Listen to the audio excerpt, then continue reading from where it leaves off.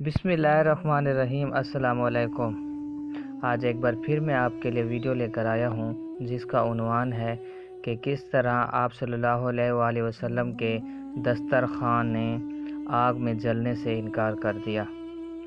حضرت انس بن مالک رضی اللہ تعالیٰ عنہ کے ہاں ایک شخص مہمان ہوا۔ اس مہمان نے یہ واقعہ بیان کیا کہ کھانے کے بعد انس رضی اللہ تعالیٰ عنہ نے دیکھا کہ دسترخوان پر شوربے اور چکنائی وغیرہ کے داغ دھبے لگے ہوئے ہیں۔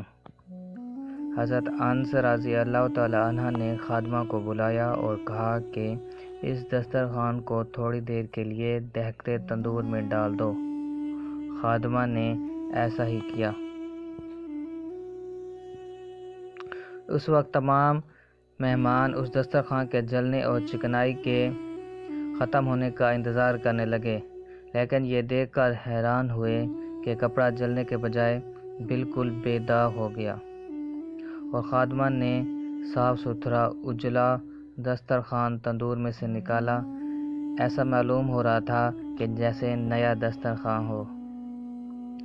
لوگوں نے حیران ہو کر حضرت انس رضی اللہ تعالیٰ عنہ سے پوچھا، یہ کیا ماجرا ہے کہ کپڑا آگ میں کیوں نہ جل سکا؟ اس پر حضرت انس رضی اللہ تعالیٰ عنہ نے بتایا کہ لوگوں کو نبی کریم صلی اللہ علیہ وآلہ وسلم اس دسترخوان پر کھانا تناول فرمایا کرتے تھے، اس کے بعد اپنا روئے مبارک اس دسترخوان سے پونچھا کرتے تھے، جس کی وجہ سے یہ دسترخوان آگ میں نہ جل سکا۔